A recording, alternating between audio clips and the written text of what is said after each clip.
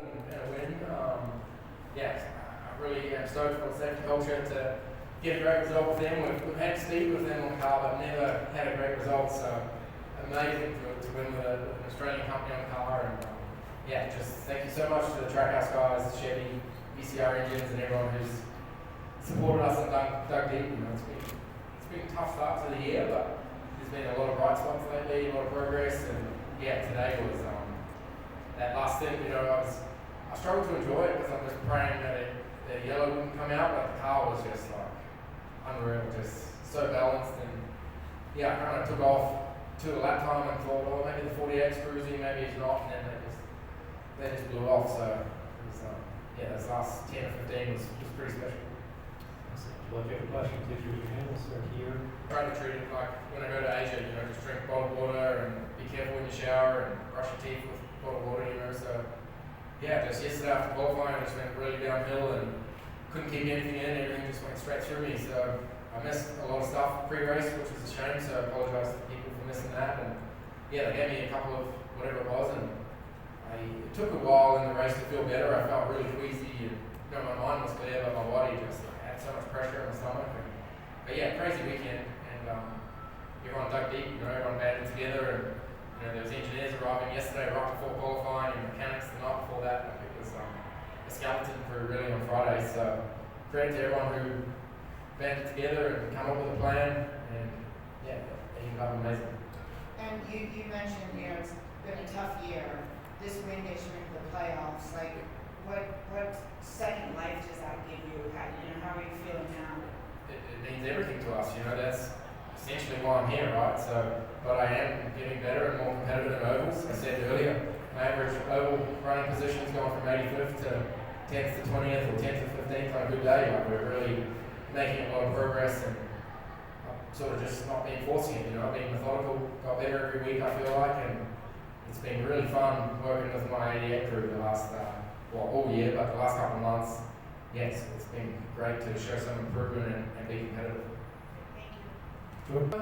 I don't let it get to me this week, but it probably was, the way we've been going, and that expectation every week that the 88's going to be up the front on any right-hand corners. So, I guess there is, but we handled it pretty well. Like the atmosphere in the team, we were really stoked yesterday, but didn't lose focus. There's no points for pole position, but my laps yesterday were terrible. If I put all my sectors together, we would have been lights out. So we still had a lot of work to do to the car, but I guess we just kept our heads down.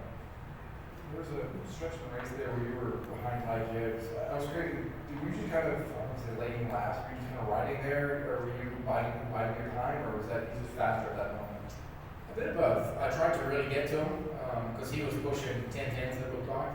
But as soon as I pushed and was in dirty air, the brakes just cooked themselves, the engine temp went up, and the thin air really affects the car. So I just kind of backed off, but it was all sort of track position. If I was out front, he would have had the same problem behind me, So it would have been really interesting to see how that strategy played out at the end. Lucky for us, but he was driving really well. Helen? You run such a low tire pressure here.